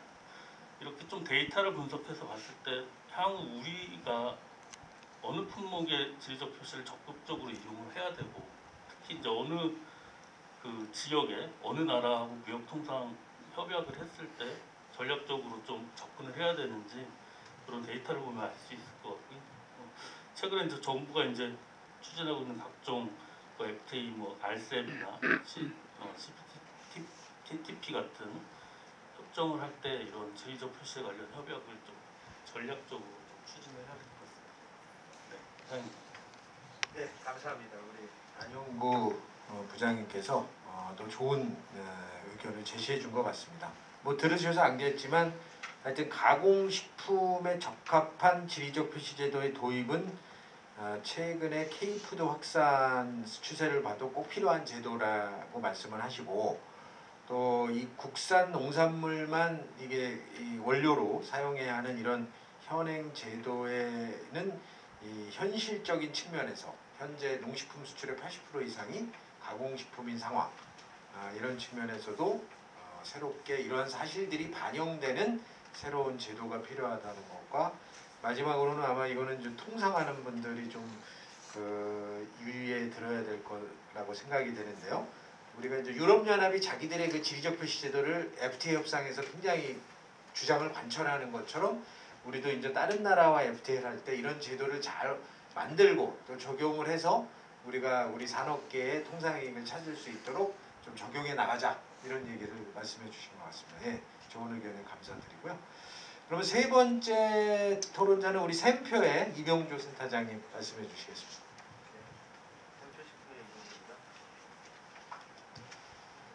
샘표식품의 이병조입니다. 금일 앞서서 말씀 주셨던 두 분의 그 연구 방향과 그런 제도의 방향, 그다음에 그런 부분에 있어서는 샘표식품도 대단히 그런 발전적인 방향으로 가야 될 것이고, 또 그 방향 안에 대단히 찬성합니다. 기본적으로 지리적 표시제의 의미는 결과적으로 산업계에서 본다면 원산지에 관련된 그런 이름을 상표권으로 인정을 해주고 그거에 대한 법적인 보호를 받는 것, 이게 가장 중요하게 판단된다고 저희들은 생각을 하고 있습니다. 그거에 따라서 지리적 표시제를 쓰면서 유용하게 할 수 있는 방법이라고 하는 것은 어떤 소비자들에게 특정 상품에 대한 상표에 대한 어떤 정확한 정보 전달, 또 그걸로 인한 품질을 신뢰할 수 있으면서 생산자에게는 오히려 경제적 효과를 줄 수 있는 그런 방법이라고 생각합니다. 그러나 지금 현재 우리나라의 지리적 표시제의 문제점은 CJ에서도 말씀 주셨고 또 풀무원에서도 말씀 주셨다시피 우리나라라고 하는 한정적인 어떤 지역을 제한을 하고 있기 때문에 지금 현재 우리나라의 식량 자급률이라든지 아니면 그 자급률 자체가 낮기 때문에 수입에 많은 부분을 의존을 하고 있고요.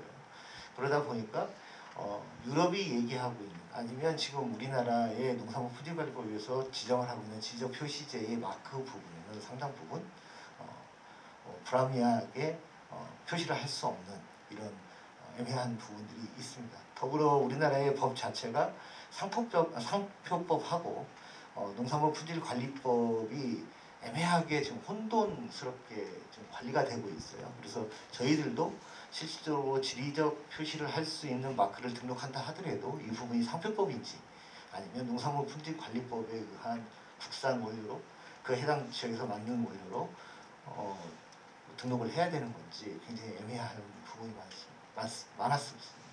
그래서 이번 연구 방향처럼 적어도 농산물 품질 관리와 관련된 부분하고 또 어느 지역만이라도 또 분리할 수 있는 그런 제도가 분리돼서 간다 그러면 저희 산업계나 또 특히 장류에 있어서는 크게 도움을 받고 있고 그거에 대한 소비자의 신뢰도 같이 확보할 수 있다 이렇게 생각합니다. 더불어서 현재 장류는 실제로 그 어떤 수출이 점점 증가는 하고는 있어요. 그렇지만 이제 증가폭이 그다지 뭐 크게 올라가는 그런 식품군이 아니기 때문에 서서히 지금 올라가고 있고 더불어 샘표에서도 식품의 어떤 수출 지역에 대한 현지화 또 그거에 따른 이제 장문화를 알리는데 많은 부분 노력을 하고 있고 홍보를 많이 하고 있습니다. 네, 그러다 보니까 지금 지리적 표시제가 우리나라의 지리적 표시제가 가지고 있는 한계점이라고 하는 것 자체가 전통 방식, 그다음에 우리나라의 지역의 특산물, 특성 이렇게만 한정하고 있기 때문에 특히 장류 같은 경우는 현지화나 또 어떤 원료의 어떤 기술 개발들 또 균주에 대한 기술 개발들이 많은 부분 이제 특허를 내고 있고 그걸 사용해서 제품들을 지금 개발을 나가고 있습니다. 그래서 전통 방식을 새로운 어떤 현대화된 기술 방식으로 또 제조 방식으로 재해석해서 제조가 되고 있는 또 개발이 되고 있는 그런 장류의 제품들이 상당히 많이 나오고 있습니다. 이런 부분들이 수출을 할 때 이런 지리적 표시제라든지 이런 부분들에 또 같이 포함이 될 수 있도록 좀 더 폭넓게 또 범위가 좀 확대돼야 되겠다 이런 생각을 합니다. 특히 원료 같은 경우는 최근에 기후 변화라든지 환경 규제 이런 걸로 인해서 또 특히 또 지역 개발 등으로 인해서 원료의 수급이 굉장히 악화되는 상황들이 벌어지고 있고 그걸로 인한 어떤 표시의 변경들 또 표시와 관련된 어떤 그런 지역의 변화에 따른 어떤 대처가 상당히 좀 필요하고요. 앞으로도 또 더불어서 지금 표시 지속 가능성을 고려해 볼 때 저희들도 또 식품이 소비자들이 자유롭고 또 편의 위주로 또 취향에 따라서 선택을 하고 그거에 대한 가치를 인정하고 그 가치를 인정한다는 것은 좀 비싸더라도 그것을 인정하고 소비를 하겠다라고 하는 것이기 때문에 그런 방향으로 갈 수 있도록 지금처럼 원산지 표시와 또 제조 가공의 원산지는 좀 다르더라도 또 제조 가공의 방법을 좀 구분을 해서 표시를 할 수 있게끔 하고 또 마크를 사용할 수 있게끔 인정을 해준다면 그런 부분들은 향후에도 저희 장류도 대단한 수출에 큰 도움이 되지 않을까 이렇게 생각합니다. 예, 감사합니다. 이병조 센터장님 말씀을 들어보니까 이제 앞에 부분은 우리 조상우 풀무원 상무님이나 또 안영구 CJ 제절당 부장님이나 의견은 거의 일맥상통한데 제가 그걸 발견했습니다. 샘표는 보니까 장류를 아주 우리가 전통적으로 생각하니까 장류를 위주로 해서 이게 이제 제조 방법에 그렇지 않습니까? 이게 우리 전통적인 역사성을 갖는 거니까 그런 쪽에 어떤 지리적 명성을 인정해주는 제도 그게 이제 아까 우리 최 박사님이나 우리 최 연구 전문위원님이 말씀하셨던 PGI 관련이죠. 그러니까 PDO가 아니라 원산지에 너무 원료를 너무 초점을 두는 것보다는 좀 더 완화된 형태의 PGI를 보여다 이거와 또 맞는 것 같고요. 앞서 제가 보니까 그래서 코멘트한 거를 이렇게 좀 적다 보니까 이제 풀무원의 우리 조상무님은 다른 것도 많이 얘기하셨는데 고려했는데 김치가 아마 지금 아주 특화된 기업 같고요. 또 우리 안 부장님은 만두 얘기를 했는데 만두가 아마 그런 것 같은데 아주 좋습니다. 이게 다 전통적으로 우리나라가 특수성을 갖고 있고 어떤 제조 방법이나 이런 역사성을 갖는 거기 때문에 그런 측면에서 어필이 잘 될 것 같고요. 또 지금 마지막으로 아까 이병주 선생님 말씀 기후 변화로 인해서 원료를 국산을 그 해당 지역 걸 다 조달하려도 할 수가 없는 게 있어요. 왜냐하면 기후 변화가 와서 지금 평창에 사과가 많이 생산이 돼. 그 사과 주스가 옛날에 대구 능금 주스지만 지금은 아마 앞으로 바뀔 가능성이 높아요. 왜냐하면 대구에서 사과가 이제 맛도 없어지고 왜냐면 기후 변화가 오니까 재배 적지가 북상하다 보니까 과거보다 맛도 없고 품질도 떨어지거든요. 그러니까 이런 것들을 고려한다면 특히 요새는 소비 패턴이 가공식품으로 옮겨지고 또 우리가 글로벌 밸류 체인이 그 무역 자유화나 이런 거에서 있는 현실을 반영하면 이 가공식품에 대한 지리적 표시제가 어떤 형태로든 그 업계와 혹은 또 소비자의 보호 차원에서도 반드시 도입이 필요하지 않을까 이런 생각이 듭니다. 그럼 마지막 토론자는 학계에서 우리 박지용 교수님이 하여튼 좀 약간 종합적으로 좀 말씀해 주시면 감사하겠습니다. 너무 우리가 또 우리 그것만 얘기할 수도 있으니까요. 예. 예, 그 앞에서 이제 이 발표 그리고 토론 잘 들었습니다. 잘 들었고 뭐 다들 아무래도 뭐 연구계나 아니나 뭐 산업계에서도 현실적으로 문제가 있는 부분들을 이야기하는 거기 때문에 특별하게 뭐 거기에 대해서 뭐 이야기할 것들은 없다고 생각드립니다만 그래도 몇 가지 이제 저는 좀 이렇게 좀 전반적인 이야기를 좀 하고 하는 게 좋을 것 같아서 이야기를 좀 몇 가지 좀 드리겠습니다. 이제 뭐 지금 지리적 표시제 관련해서 가장 큰 문제라고 생각하는 건 저는 개인적으로 생각할 때는 지금 이제 발표자 토론자 분들도 좀 약간 혼동을 하시는 것 같은데요. 지금 우리나라의 그 지리적 표시제를 보면 표시 로고에 PGI라고 쓰여 있습니다. PDO라고 쓰여 있지 않다는 거죠. 그런데 PGI로 쓰고 PDO를 읽는 겁니다. 쉽게 말하면. 이거 자체부터 문제니까 사실은 이제 토론자분들이나 발표분들이 이렇게 왔다 갔다 하는 경향을 좀 보인다는 거예요. 그러면 우리나라 같은 경우에는 PGI라고 쓰고도 실질적으로는 PDO라고 한다는 이유가 있는 거겠죠, 틀림없이. 제가 생각할 때 이렇습니다. 이게 어차피 이제 WTO에 투입을 하면서 저희가 EU하고 뭐 어떤 관계 속에서 이야기를 하다 보면 그때만 해도 사실 국내의 어떤 농업이나 농식품 산업을 보호하는 게 훨씬 중요했던 시기라는 거예요. 그러니까 지금같이 어떤 K푸드라는 이름 하에 우리 한식 문화가 이렇게 뻗어나가리라는 것은 그때는 사실 미처 예상을 못했던 것 같습니다. 그러니까 이제 외국과의 어떤 그 협상 속에서 어떤 명분과 우리의 축복을 하기 위해서는 PGI 개념의 지리적 표시제라고 하고는 실제 내용적으로는 국내 농업을 보호하기 위한 원산지 규정을 굉장히 강조할 수밖에 없었다라는 거 이제 보는 겁니다. 근데 이것들은 사실은 이제 이런 어떤 그 지리적 표시제의 원산지 명칭 보호와 관련된 역사하고도 좀 일정 정도 관계가 있는 거라고 저는 생각을 합니다. 아마 요즘 이제 인기 있는 것 중에 하나가 와인이 인기 있는 또 음주 문화 중에 하나인데 특히 1800년대 뭐 다들 아시겠지만 프랑스가 이제 유럽에서는 굉장히 포도주 생산과 수출에 중요한 나라였고요. 근데 그 19세기 중반에 이제 포도를 키우는 과수원에 이제 필록세라는 바이러스가 발생하면서 프랑스 와인 과수원들이 거의 망해버립니다. 망해버리니까 이제 그 프랑스 업자들이 과수원을 되살리는 과정에서 이제 미국산 포도를 갖고 와서 접목을 시켜서 과수원을 되살리는 작업들을 합니다. 그러니까 이게 프랑스 제외하고 나머지 나라들은 굉장히 이제 프랑스 이제 와인이 이제 가짜다라고 이야기를 하기 시작합니다. 그러니까 프랑스 와인 가격이 급격하게 떨어져요. 그러니까 프랑스에서 와인을 사는 업자들이 이제 아니다. 우리는 전통식으로 우리 땅에서 자라난 포도를 하고 있다고 한 게 이제 여러분이 잘 들어보신 와인에서의 AOC 등급제를 도입을 합니다.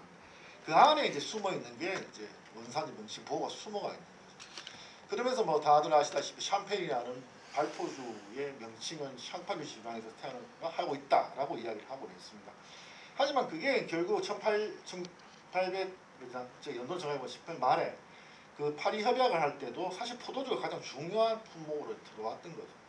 그 이후에 그래서 지금 이제 우리가 얘기한 PGI 개념에서도 사실 포도주와 정유주는 절대적인 보호를 받습니다. 그런 역사 속에서 이야기해요. 그런데 이제 왜 그러면 우리나라에서도 상표법 이런 이야기 자꾸 왜 하냐 그러면 근데 많은 이제 이민자들이 신대륙으로 넘어갔다는 거예요. 프랑 유럽에 살던 사람들이 넘어가서 거기서도 와인도 만들고 치즈도 만들고 이런 작업들을 많이 합니다. 그런데 문제가 뭐냐 그러면 지리적 표시제를 하려고 하니까 유럽은 역사성이나 이런 걸 다 갖고 있는데 사실 신대륙은 없었다는 거예요. 그러니까 여기서 지리적 표시제를 원산지와 결합해서 한다는 것은 사실 유럽한테 그냥 항복하는 것 같은 결과이기 때문에 어쩔 수 없이 여기 신대륙 대통 호주나 미국 같은 경우에는 결국 상표법 개통으로 해서 자기의 어떤 상품을 보호하는 정책을 썼다는 겁니다. 그런데 문제가 제가 이야기 드린 이유 우리나라는 기본적으로 지금까지 유럽이나 다른 나라와 할 때 실질적으로는 미국과 같은 신대륙의 어떤 정책을 받아들였던 겁니다. 그렇게 해서 이제 PDI라고 이제 이름을 붙이려고 해놓고는 사실은 막상 또 해보니까 국내 어떤 농업이 보호돼야 하는 측면에서 PDO를 또 집어넣는 이런 형태로 돼버렸기 때문에 이것들이 이제 이 제도가 처음 만들어진 1999년에서 지금 20년 지난 이 시점에서 드디어 문제가 된 거고요.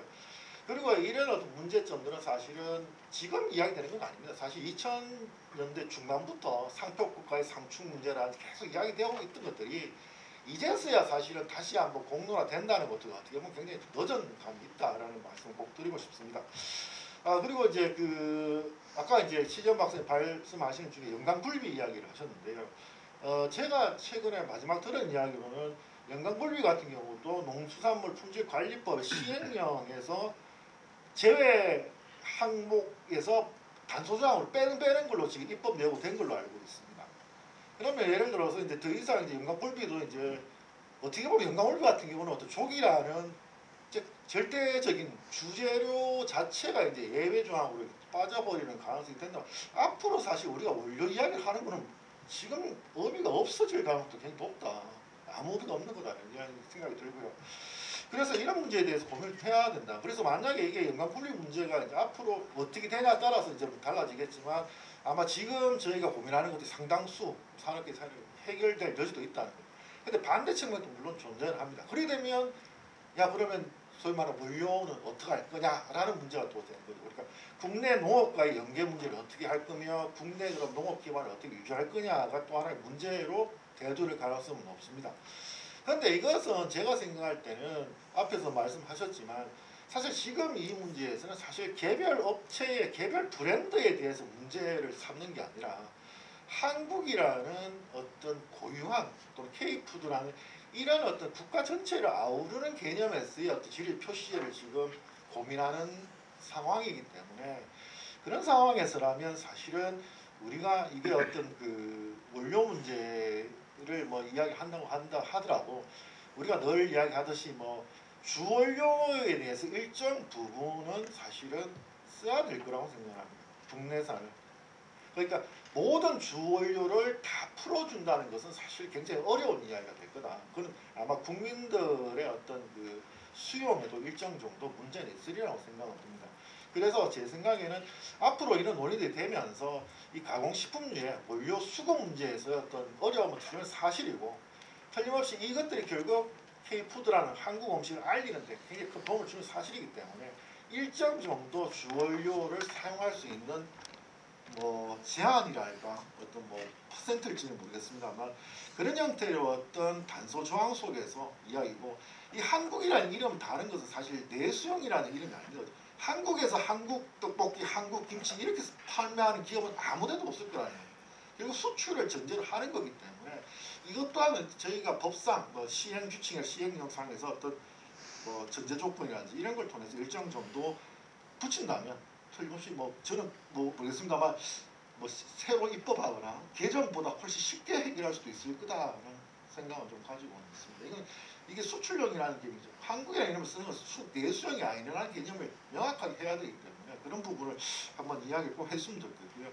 마지막으로 꼭 하나 드리고 싶은 이야기는 지금 가공식품을 지금 이야기를 하고 있습니다만 저는 한식에서 세계화라든지 K푸드의 글로벌화 같은 경우에 문제가 그러면 이제 가공식품은 그렇다 치고 그러면 지금 한식에서 외식으로 지금 한식 외식 업체 지금 나가 있는 그 부분에 대해서 제가 들어갈 거예요. 그러니까 그분들은 사실은 현지에 있는 뭐 일반 재료를 일정 부분 쓸 수밖에 없습니다. 뭐 채소류라든지 쓸 수밖에 없는 상황인데 그러면 한식 업체는 한식 업체가 아니다라고 이야기할 거냐? 그런 식으로 갈 수 있다는 거죠. 이게 생각이 나는 게 있죠. 그러면 모든 재료를 한국산을 쓰는 게 어떻게 보면 한식인데 그러면 그렇지 않은 외국에 있는 한식 외식 업체에 대해서는 우리가 뭐라고 할 거냐는 거예요. 그래서 저는 마지막 드리고 싶은 이야기는 우리가 한식의 세계화 또는 K푸드의 세계화라는 이름 속에서 이런 문제를 좀 고민을 해야 되고 그렇다면 그 속에서는 일정 부분의 어떤 버퍼들은 만들어져야 산업이 발전할 수 있지 않을까 하는 생각입니다.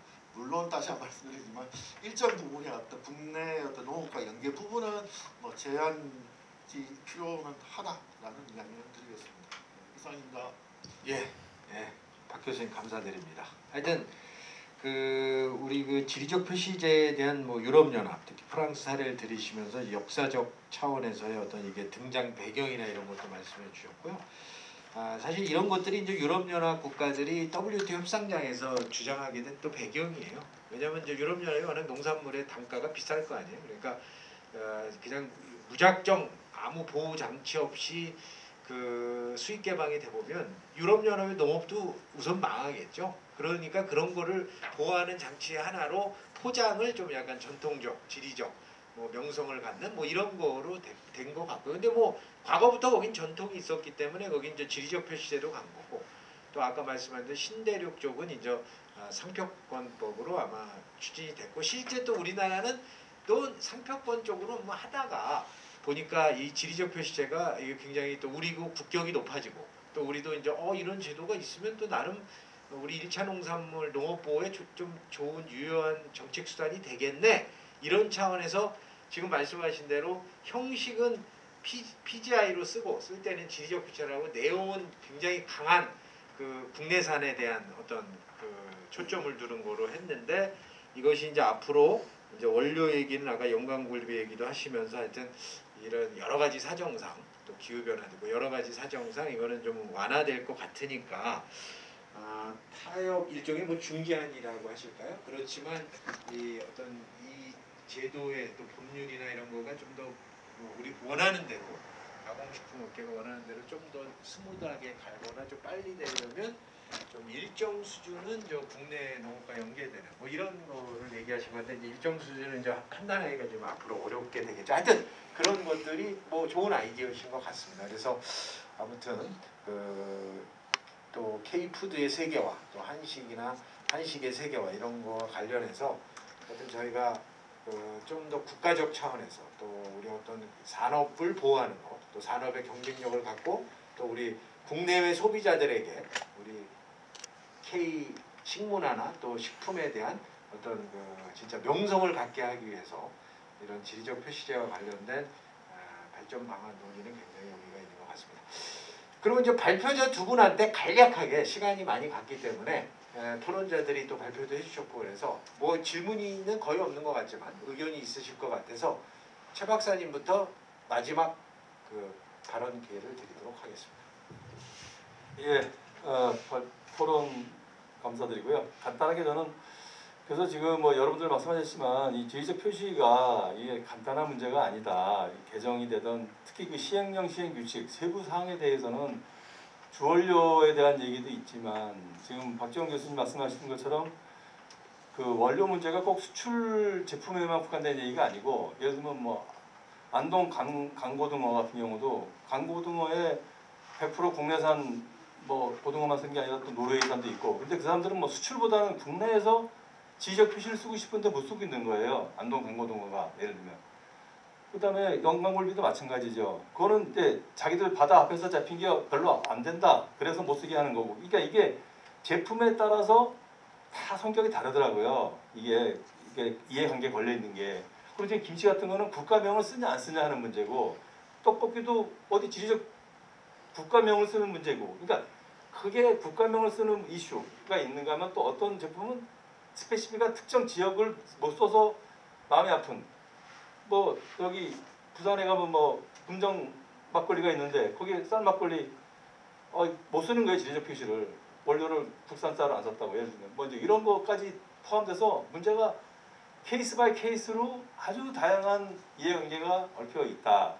이 문제를 그래서 저는 지금 김치가 지금 연구가 이제 진행 중인데 그 세부 시행이 어떻게 될 것인가 거기에 따라서 김치는 일단 국가명을 쓰는 것에 관한 것이기 때문에 우리 수출 제품에 대해서는 그 연계시키면은 좀 해답이 나오지 않을까 그 결과를 보고서 그렇지만 그 밖에 지역에 있는 그 제품들은 또 다른 얘기다. 뭐 이렇게 저는 좀 다시 한번 얘기를 해볼까 합니다. 예. 네, 다음 우리 최준용 전문위원.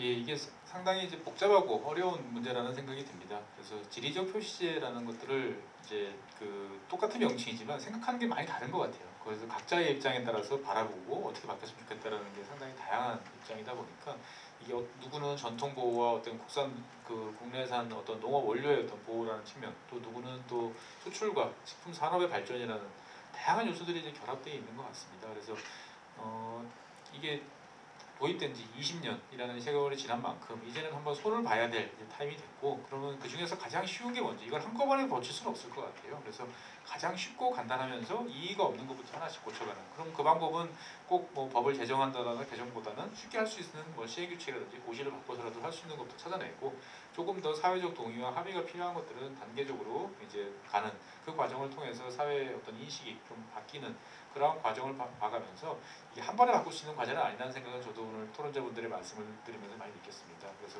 뭐 짧으면 5년, 길면 10년을 잡고 하나씩 바꿔나가는 그러한 과제로 우리가 접근하면 좋은 결과가 있지 않을까 생각이 듭니다. 네, 이상입니다.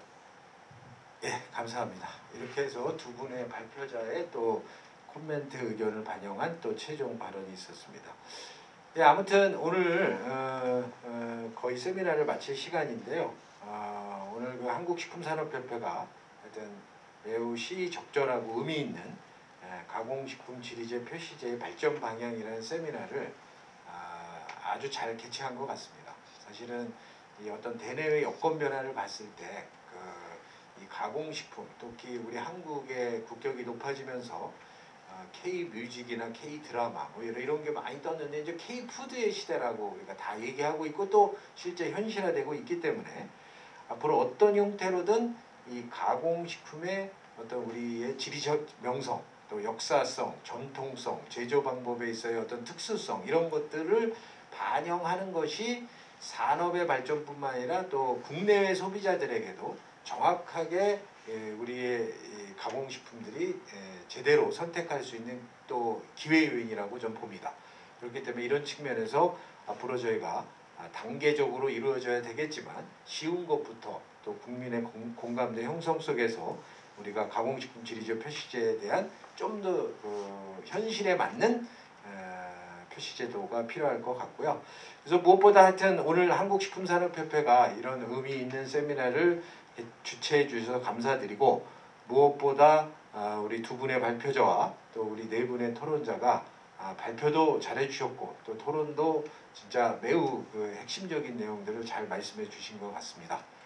그래서 오늘 발표자와 토론자들에게 다시 한번 감사의 말씀을 드리면서 이상으로 가공식품 지리적 표시제의 발전 방향에 대한 세미나를 마치도록 하겠습니다. 대단히 감사합니다.